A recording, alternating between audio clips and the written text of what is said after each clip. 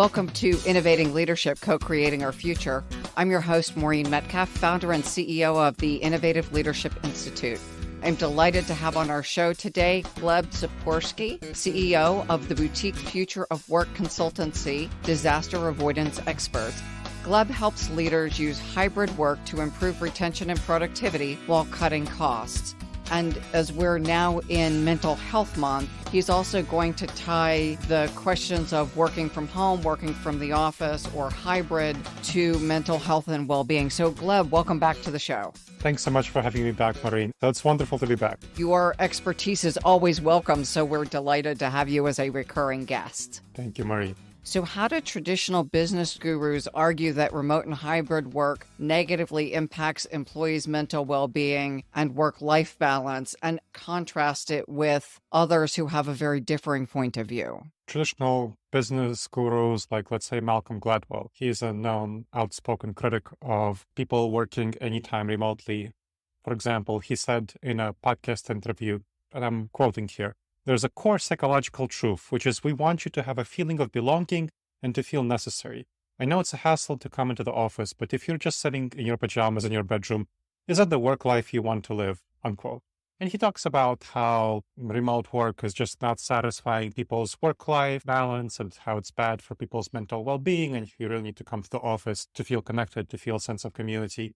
And that's what a lot of business gurus say. They say you really need to come to the office, otherwise you just won't be connected.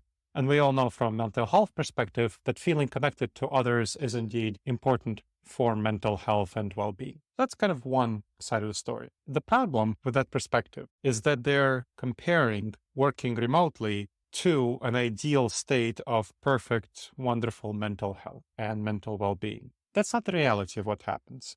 So if we think about coming to the office, that is a challenging experience. And by the way, just to be clear here, I helped 23 organizations by now transition to long-term hybrid work and remote work. I wrote a book called Leading Hybrid and Remote Teams on this topic.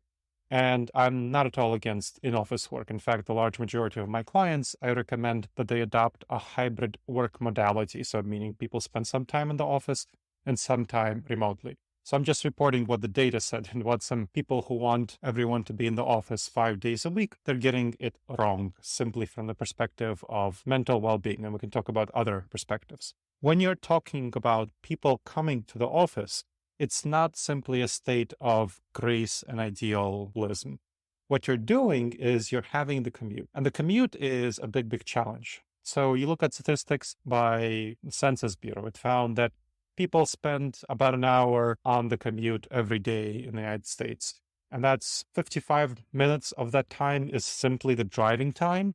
And then if you add all the time putting on your clothes, getting ready, getting your stuff into your laptop, bag, and so on, transitioning out of the house and transitioning to the office, getting through security and so on, and then doing all of that in reverse, that's over an hour per day. And if you're in a city with a more busy commute, like New York City, Los Angeles, San Francisco, that's going to be closer to 2 hours, an hour each way.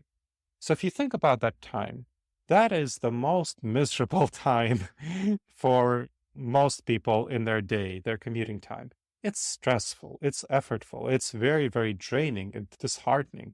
It's a big, big problem for people. So that is a huge drain on people's mental well-being. So all the time that you spend commuting is a big, big drain. So it's not only a waste of time, and that's definitely a waste, but it's also a waste of mental well-being, of energy. And of course, it's dangerous. People get into accidents and all that. And then once you come to the office, it's also not the most healthy environment. You don't have the comfort of your home where you can be set up the way you like it, where you don't have to fight over the thermostat. You can have the music that you want. You can have a healthy meal as opposed to a sad office lunch. So all of that is an additional issue that harms people's well-being compared to spending their time working remotely when they're in the office. So there's definitely some benefits to being in the office, but there's, from the social connection perspective, but there's a lot of demerits. And that's why 5 days in the office is a serious problem from the perspective of people's mental well-being and physical well-being. There's no real data showing that if you compare people in the office to people working at home, that they're going to be better off if they work in the office Monday through Friday, 9 to 5. So look at a survey by Cisco. Obviously, it's a big company. They don't have any particular stake in any outcome. They surveyed 28,000 people, and most respondents, 78%, said that spending some time working remotely substantially improved their well-being. Of the small number who reported that their work-life balance has not improved or even worsened, the main reason was because of the difficulty of disconnecting from work. And so much of the time that people improved their mental well-being, it stemmed from time saved not needing to commute and having a more flexible schedule. You said trouble disconnecting from work. Yes. Does that mean that if I work at home, I don't quit when I should quit? I just keep on going and I check my Slack and I'm engaged in a way I would not be if I were in the office and then left? That is indeed the case. So we see that when people are working remotely, hybrid workers, the days that they're working not from the office, they tend to work quite a bit longer than the days they work in the office. There's a reason why remote work results in higher productivity. So we definitely see very clearly that people, when they work remotely, are more productive. And a big reason for that is because they work longer hours. And they do that for a number of reasons. First of all, they don't have to have a commute, that's a big reason why they work more time when they're working remotely. Another big reason is that they have more flexibility. So if they have more flexibility, they can work more around their schedule, which means they can take breaks to do house chores, take care of their kids, and overall, they spend more time working. And they're able to work more when their energy levels align with their work time. So they don't have to work Monday through Friday, simply 9 to 5. Some people who are morning doves, they can work in the morning, work from 6 a.m. to 3 p.m. or something like that. Others who are night owls, they start working at 11 p.m. and finish working at 8 p.m. So people work different hours, but overall they work more. One of the complaints I hear from executives is so-and-so is not working. They're allegedly working from home, but I drove by and they were mowing their lawn, or I ran into them at the grocery store. It sounds like you're counterbalancing that with, I'm still working 10 hours a day, but I run out in the middle of the day to weed my garden while I'm on a phone call. And so it may appear to a stranger that I'm not working, but in fact, I am fully paying attention to the thing I'm engaged in. Yeah. What leaders tend to get wrong is misunderstanding the nature of work. Even leaders, they don't spend all of their time actually working in the office.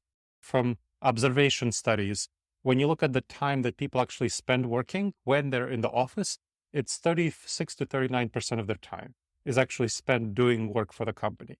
The rest of the time is spent taking breaks, doing social chat, shopping in Amazon, checking social media, reading the news. If they're being forced to return to the office for no reason, then maybe looking for another job.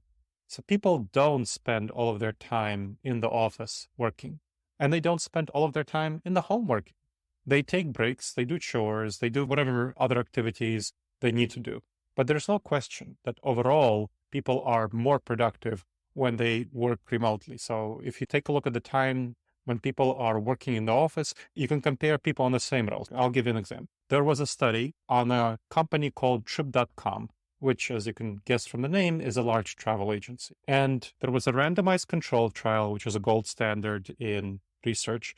And they worked with Stanford University to assign half of their staff members to work half of their work week, about half their work week remotely, and the other half to work Monday through Friday, 9 to 5 in the office. And this includes people like programmers, marketing people, HR, accounting, and so on, design people. What they found as a result of all this was after 6 months, half the people who worked remotely part of their time, so a hybrid schedule, they had 35% better retention. 35%. I mean, that's incredible. You and I know that. If you get 5% better retention, that's great. But this intervention results in 35% better retention. That's marvelous.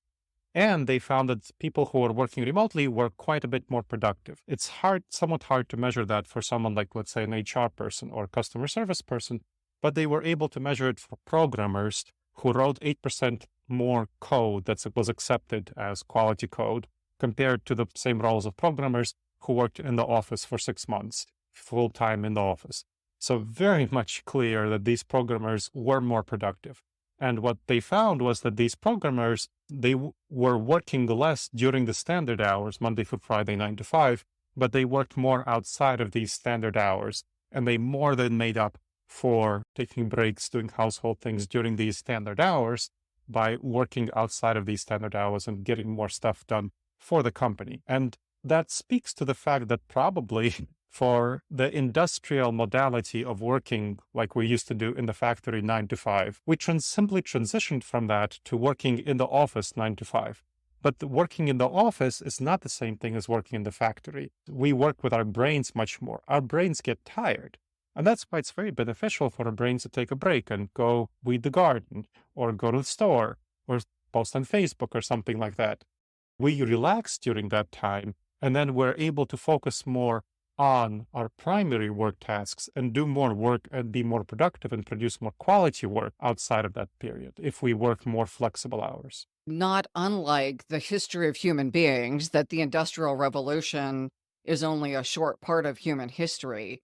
For the rest of our tenure as humans on the planet, we worked, quote, from home in essence. People were craftsmen and tradesmen, and they worked down the street, and they would go work in the blacksmith shop for a while, and then they would rest because it was hard physical labor. Mm-hmm. My grandparents worked on a farm.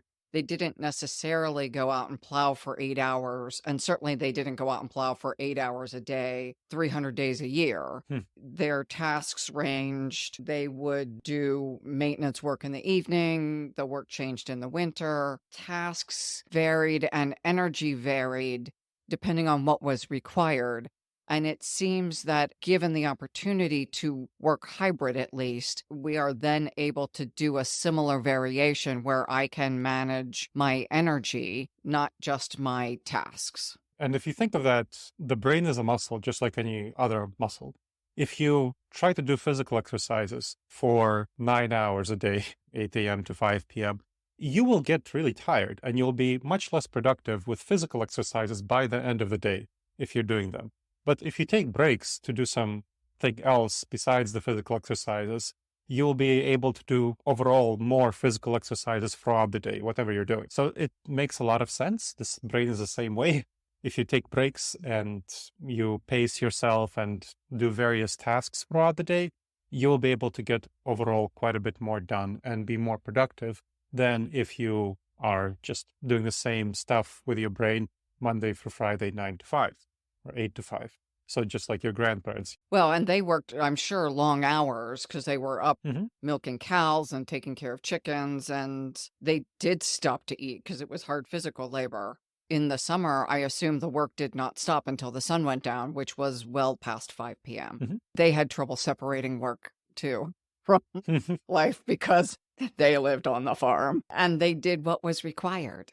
I think there was less of a concept of work life for people who are involved in farming. So if we go back to that historical period before the Industrial Revolution, the concept of work separate from life resulted from factory labor, from people being part of a factory labor. Because when people were farmers, there was not much separation between work and life. Your work was your life was your work. Are we going to return to that, do you think? Or is there an opportunity to return to that as we're either in a hybrid setting or fully remote, that there's a lot I can do? I happen to be a night owl. The joke is, like folks working in India, you just send something to me and I get it done overnight and it'll be in your in basket in the morning. For me, that freedom to work different hours does allow me in some ways to balance my life. There's no question that we're moving toward that more with remote work, because with remote work, people are able to work more flexible hours. So I mentioned I helped 23 organizations transition to hybrid remote work. What I set up in almost every organization is a standard common time, something, let's say, like 11 to 3 p.m. Eastern time. And that would be a common time when people are expected to respond quickly to emails, to Microsoft Teams messages, and so on, and being able to be available for Teams calls very quickly. That's a common time. Then otherwise, if you're a night owl, you can start your work at 11 p.m. and then finish your work at 8 p.m. or finish your work at midnight. It doesn't matter what you do as long as you're available for other people during those common hours. Other people who are morning owls, they'll start their work at 6 a.m. and finish their work at 3 p.m. or whatever they want, again, depending on what they're doing. And that gives people much more flexibility in their life and helps them align with their energy levels and allows them to do chores, doctor's visits, play with their kids, elder care, whatever they need to do during the other parts of their life. So their work gets much more intermingled into their life. And that's definitely something we're moving toward. What I hear very often from executives when I tell them this is a feeling of real disquiet and concern because executives on average tend to have more difficulty with having this enmeshment of their work and life. Not everyone, but on average, I see executives much more frequently having trouble with this idea that, oh, work is going to be intertwined with life. So that is a challenge where their employees are much more welcoming of this more flexibility and intertwinement of work-life balance versus the executives. And that makes it more challenging, of course, for executives to have an effective hybrid policy for their teams. Why do you think executives have that issue? Because I hear something similar, and I wonder if it's I got here by doing this, or if it's a personal style that they happen to be, in some cases, so incredibly dedicated that, of course, they're not going to do their grocery shopping on Monday afternoon. No, I think it's mainly age. So we see that surveys show that executives tend to be those who are 50, late 40s, 50s, something like that. We see surveys very clearly showing that those over 50 have more struggles with working remotely. They've spent their whole career, they're successful. So if you think about executives, they are successful due to their ability to work in the office for, 30 years, 40 years before the pandemic. And they've risen to that level. So they know how to do that. And they're very comfortable doing that. And they've learned how to manage by walking around and sensing patterns that are going on in the office. And they know what people are doing, or at least they think they know what people are doing when they walk around and manage them. And so executives feel comfortable with that situation. They feel uncomfortable, not everyone, but most executives feel less comfortable with managing their teams when they do it through a video conference screen and they do it through email and so on. They want that hands-on feeling. And so given their experience and their time in the office and their role of management, which has to do with, people overseeing them, they have much more trouble with separating with the idea that, hey, you can enmesh your life with your work because their goal is to manage other people and they have a lot of experience doing it. Whereas when you look at overall people who are experienced but are not in the role of managing people, so technical experts, they're more okay with remote work, even if they're older. And of course, the people who are actually most desirous of working remotely, they're actually millennials. So it's not simply Gen Z want to work remotely all the time. Millennials are the ones who want to work remotely most, partially because Gen Z still wants some in-office mentoring, and they appreciate that. But they don't want to have full-time in-office work. They want hybrid work. Whereas millennials, they are very, very comfortable spending much more time working remote. On average, still wanting hybrid, but many more millennials, something like 40-ish%, want to work full-time remotely. Something you said really sparked my interest. The idea that executives, when they're walking around, they're sensing what's happening. Mm-hmm. We don't often talk about that's infected. I am picking up data and making sense of it. Mm-hmm. For the people that you teach to work in a hybrid setting and manage and lead in a hybrid setting, do you teach tools for the leaders to actually make sense of what's happening and change their behaviors? My partner runs an organization. During the pandemic. They had very different meetings. He had more one-on-ones. He spent more time asking people how they were doing. He had to conduct his work differently. Mm-hmm. And he does happen to prefer being in the office, but they have not mandated everyone go back. They have a hybrid setting. For him, that in-person connection helps him function better with his people, and he is over 50. So Right. he is certainly progressive in his thinking and behavior, but that sense making in person is something that was very helpful. And yet I'm wondering, for organizations we're coming back where the people just aren't going to do it, where you're going to lose competitiveness, are there skills and tactics that really allow the leaders to get comfortable with more remote or more hybrid?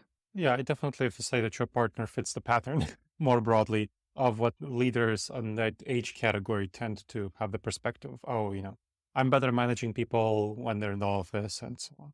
So that's definitely something to think about. And there are a number of tactics that I teach. The most important one is based on performance evaluation.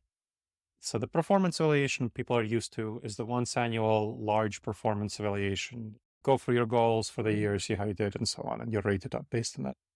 That is a problem. The usual thing that managers evaluate their people based on the rest of the year is their office presence. Are you coming into the office and do I see you working? And are you coming there, at least the same time as I am, ideally earlier? Are you leaving later after me? You're the most dedicated. I'll give you the projects and the promotions. And of course, the challenge with that is that you run into proximity bias, which is in a hybrid environment, there's a tendency to have preference for people that you see more often, and you build a better relationship with them, and you give them promotion, you give them opportunities, and you kind of forget about the people who you don't see as often, who are maybe full-time remote or coming in less often on a hybrid schedule. And so that is a huge problem. That is a real serious issue for managers. And managers acknowledge this. We have extensive surveys, something like 72% of managers saying that they are kind of forgetful of people who spend more time working remotely, and they're less likely to promote them and give them responsibilities. So that's a big, big problem.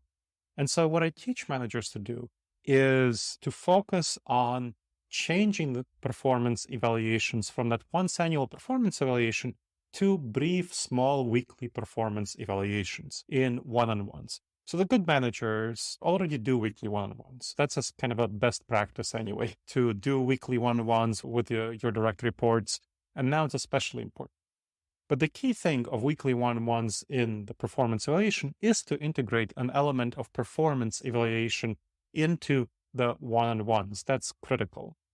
Now, this is an excellent strategy because it gives everyone face-to-face time with the supervisor and talking about substantive relevant issues about where they are in the company, what they are doing well, what can be done better, and they know where they stand at all times. So they have a lot of psychological safety. That's very helpful to address that proximity bias. So they don't have to worry about their career growth. They know where they stand and compare to others because there's a promotion evaluation system, and they know that promotion will be based on that. So it's fair and objective. This is a system that really helps to address the skill aspect of how do managers lead effectively in hybrid settings.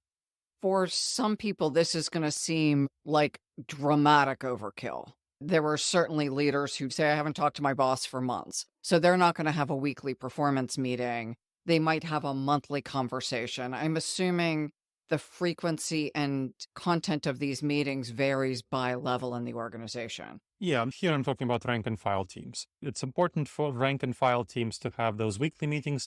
When you're talking to a senior executive, once monthly is the right pace. What's the duration of a meeting? Does that vary as well? You set it for half hour. It's often going to be over in 10 to 15 minutes, but I like to set half hour in case the challenges and so on go for longer.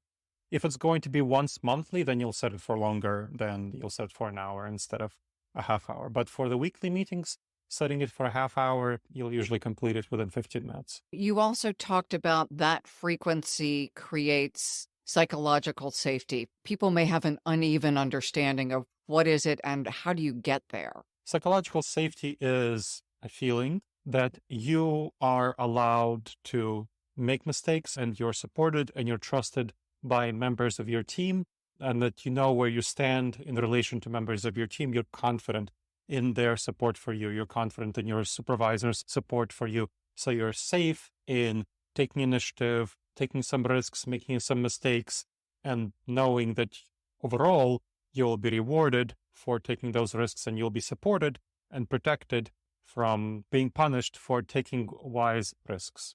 So supervisors create that by giving consistent feedback, creating a space for people to ask questions, and in that space for people to ask questions, actually responding constructively. Right. So in that one-on-one with the performance evaluation, when you're running into problems, that they would not castigate you for having the problem, that they would coach you on the problem and how to address it. And of course, you can bring up problems, you can ask questions. That is the time for you to do so. So that's why it creates psychological safety, that you can feel comfortable with your supervisor and you know how they are evaluating you as a result of it. So that you see that, if you have a problem, they're not going to say, well, you rated yourself a 3 on, a 1 to 4 scale, but you had this problem, so therefore I'm going to downgrade you to a 1. That doesn't create psychological safety. What creates psychological safety is saying, like, okay, so you rate yourself as a 3. I know you had this problem, but here's how you solved it, and here's how you learned from it. Maybe here's how you'll do better next time. Yeah, this 3 is great because you had this problem, you learned from it, you'll do better next time.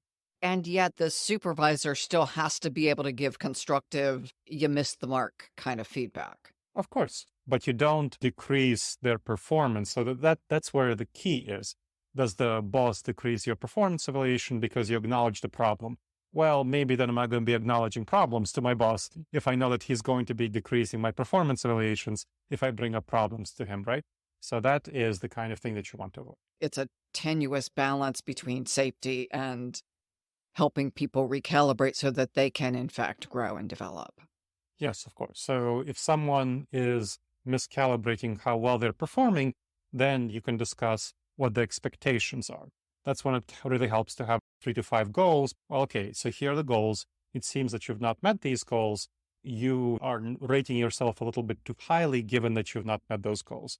That doesn't undermine psychological safety because it has a clear standard and you haven't met that standard. The psychological safety is undermined when you acknowledge a problem and then the boss jumps on you for acknowledging a problem. As we're talking about Mental Health Month and well-being, are there other tactics that, especially in a hybrid work setting, help promote well-being? Because we've read about the loneliness that for some people working remotely can cause them to feel a little more isolated and alone. This loneliness epidemic is something that's somewhat overblown. So let me go back to the Cisco survey. 64% reported that they saved at least 4 hours per week by spending some time working remotely. 26% saved 8 or more hours because of the young commute. Now, what did they do with that time? The top choice of 44% of the people was spending more time with family, friends, pets, which addresses isolation, of course. So 74% reported that working from home improved their family relationships. 51% said it strengthened their friendships. So the idea of social isolation has been mythologized by people like Malcolm Gladwell. We definitely see more social isolation from work colleagues, but more bonding and connection to family members. So that's first thing to realize. Again, the problem of social isolation has been greatly overblown by people who say, well, everyone needs to go back to the office Monday, Friday, 9 to 5 to prevent social isolation. So that's one issue. Now, there definitely are things that you can do for social isolation, an actual problem. So I've looked a lot of internal data. I did a lot of internal surveys. The biggest problem from perspective of social isolation tends to be with younger people who don't have as many family members with their own family, and they have challenges connecting to people. And so for them, work was their primary way of connection. For younger people, for many, many younger people, work was really key. And so they do have some more social isolation. So that is an issue. So what's really well for that is to establish mentoring programs. Very helpful to do that. So what does a mentoring program look like? So a mentoring program for hybrid team should have at least 2 mentors for each mentee. One should be a senior person from the person's own team who would help them with team onboarding, knowing what the team dynamics are like, knowing what the organizational dynamics are like, what they should actually be doing, their actual tasks. And then you want someone from outside the team. Why do you want someone from outside the team? Well, what the research shows is that team members who spend time working in a hybrid modality establish strong connections with members of their own team, but compared to people who work in the office, they have weaker connections to those from outside their teams. And so that is a problem for people developing their career in the organization, because developing your career in the organization depends on inter-team times rather than intra-team time. So it's not within the team, but between teams. It also helps the organization because it facilitates innovation to have these weak ties with people from other teams, because you can have more innovative ideas when you're talking to people from outside your own team and the immediate projects in which you're working. It's also quite helpful to establish group mentoring. So group mentoring would mean young people would come to the office. They would work for a couple of hours with a group of 4 to 6 other young people, so recently hired ones, and someone who is senior to them, so someone who's really experienced. So they would be working on their own projects, but they can ask questions of the senior person at any time that they're working on their projects. And the thing is, if they have a question, then other people probably in that group also have questions, but they are kind of shy about asking them. And so then everyone can learn the answer at the same time, and the senior person can take a little bit of time to explain it and give some context. And that provides on-the-job training, immediate on-the-job training to everyone. Beautiful. So you talked about 2 kinds of mentoring and then group mentoring, and you were going into the next recommendation? Having social anchors in the office. So one of the biggest problems that people have with coming into the office is coming to the office and only being able to see 1 or 2 people, because the rest of the people might be hiding behind closed doors, or they might just have their headphones on and be doing head down work. And so no one feels accessible. And so they're coming into the office and they're like, well, why am I coming into the office? I mean, the point of coming to the office is for collaboration and socialization and connection to other people. And so I'm not able to get that. Well, that's unfortunate, and that kind of sucks. And so in order to address some of that social isolation, it really helps not simply to have that common time, which I mentioned at 11 to 3 p.m. when people are expected to be available, but to have certain social anchors. And by that, I mean, for one of my clients, we set up lunches. So people at noon on Wednesdays and Thursdays, there's a common time for people to have lunch. So people go to their room, they get boxed lunch, and they're expected to hang out and not just, flee back to their office and they eat it behind the desk. They're expected to hang out and socialize. That is the time for people to connect with each other. So that is a specific anchor that helps people connect with each other. On Mondays and Tuesdays at that client, we have cookies and coffee. So that's at 3 p.m. People are expected to come there and socialize and hang out. And there is specific for leaders. There's a leadership breakfast on Thursdays. So leaders specifically get together and connect with each other at that breakfast. So that peer relationship.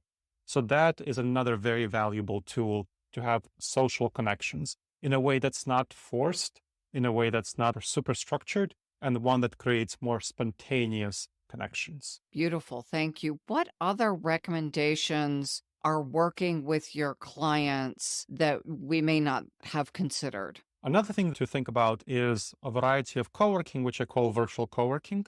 And that is when you are working at home, so on a day when you're not coming to the office, dialing into a video conference call with members of your own team. So let's say a 6 to 8 people team. So you dial into a video conference call, and the goal is to work on your individual tasks, not work on collaborative tasks with others. You're not going to be chatting during this time. So you're just dialing into this video conference call and take 30 seconds to share what your individual project is that you'll be working on for the next hour or 2. Then you turn off your microphone, you leave your speakers on, and your video is optional. So it depends on whatever you feel like and whatever you prefer. And then you work on your individual tasks. And then if someone has a question, they turn on their microphone and they ask that question. And then people chat, they give their answers, and they do screen sharing if that's needed.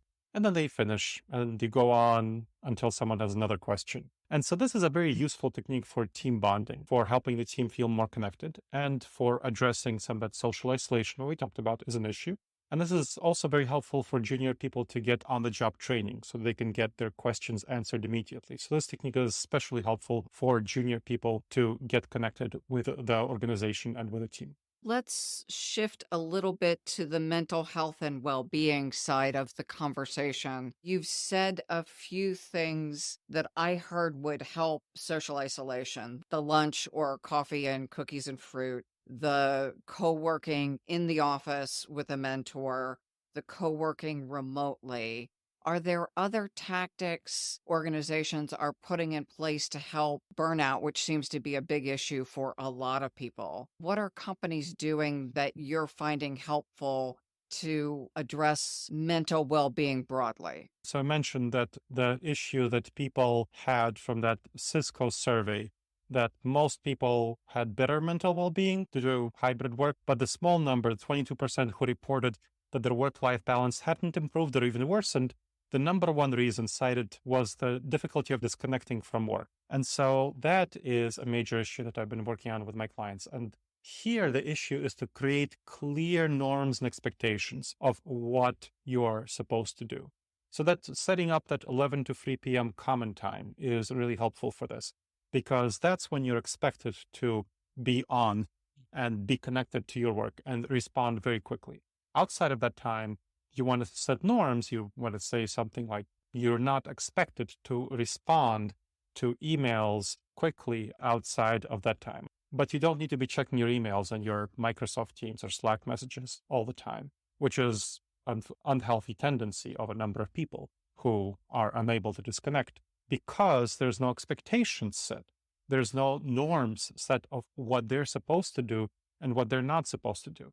And especially when the boss, when she responds within like 15 minutes at like 11:30 to emails, well, that's a concern, especially when the boss says, well, I sent you that Slack message at like 10:30 p.m. Why didn't you respond? I mean, it's obvious why you didn't respond, but then that creates norms and expectations of like, oh, do I need to check at midnight before going to sleep or something like that?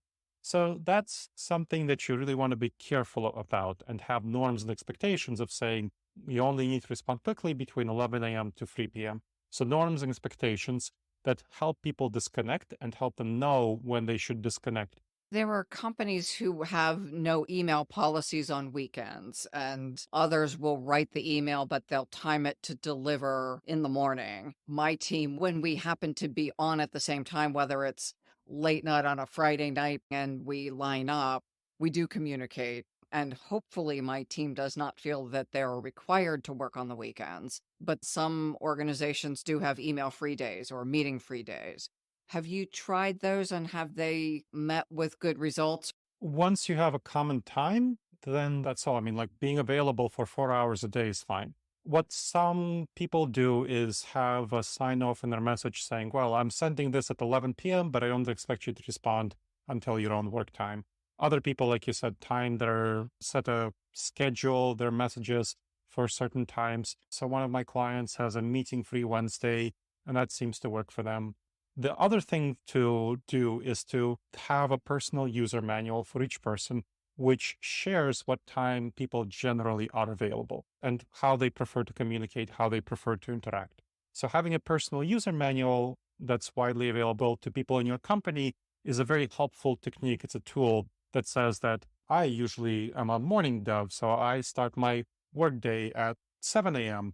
and I finish at 3 p.m. Someone who's night owl will say, well, I start at 11 a.m. and I usually end at 8 p.m. If you know that person will do their last email check at 8 p.m. and they specifically say that in their personal user manual, then you know that, okay, yes, I can get them something late and they'll still check it and they'll at least confirm and respond to me. Do you recommend leaving your calendar open so people can see? I do yoga in the early evenings. I come back and work after that so that people can see what you're doing, or is that an invasion of personal time? Some people feel uncomfortable with that, so I don't recommend doing that unless someone is willing to do it. If someone wants to, and that's helpful for them, sure. But I find that some people are uncomfortable with that. So you mentioned a personal user's manual. If I created a Maureen user manual so my team knew how to manage me, Yeah. Where would that live? Would I put it on Teams? That would definitely live in your collaboration tool. So whether that's Teams, whether that's Slack, whether if you use Google Drive, if you use Dropbox, whatever you use your collaboration tool, that's where it would live. And so people can quickly access it. So you can quickly access other people's personal user manuals, and you can go and check this out. Would you put things like personality type or other kind of communication preferences, not just mode of communication, but keep it brief, no more than 3 sentences for Samantha, but somebody else wants an explanation? Yes, so I have a template that I have clients use, and it has things like communication preferences, collaboration preferences, like do you prefer to get a long chunk of material? Do you prefer short feedback cycles in collaboration? Or do you want to take some time to think about a topic? Do you prefer to innovate by brainstorming together? So having all of that in a personal user manual is quite helpful. It sounds like that would also really help the feedback process. If I know how you choose, do you want information in advance, during, or after, helps me prepare for your feedback session. Yes, it helps definitely with supervisors and their direct reports. Yes. And helps with team members when you need to collaborate with somebody else, especially if you don't know them quite as much and you want to start collaborating with them. So if you're thinking of cross-functional collaborations, those are the ones that tend to produce the biggest innovations in a company. That is, the personal user manual enables that, so which is very helpful. Gleb, thank you so much. You've given our listeners several different specific tactics that will really help them be more effective, and a lot of data that reinforces your position that hybrid is much more effective than 5 days a week completely in the office. How would listeners best connect with you and read your content? So my book on this topic is Leading Hybrid and Remote Teams, and they can Google that. It's easily available for purchase. Then they can go to disasteravoidanceexperts.com/contact. They will contact me there. Happy to talk to anyone about anything that they heard in this podcast. And if they want a copy of my newsletter, they can go to disasteravoidanceexperts.com/subscribe. And finally, connect with me on LinkedIn. I'm very available there and happy to chat. Beautiful. And I subscribe to your newsletter. Very helpful. Thank you. Great insights consistently delivered. To our listeners, I hope and trust that you have found information very helpful from Gleb. Please like and share this interview with others. Please follow us on LinkedIn, Innovative Leadership Institute, for regular daily tidbits from our podcasts and our blog.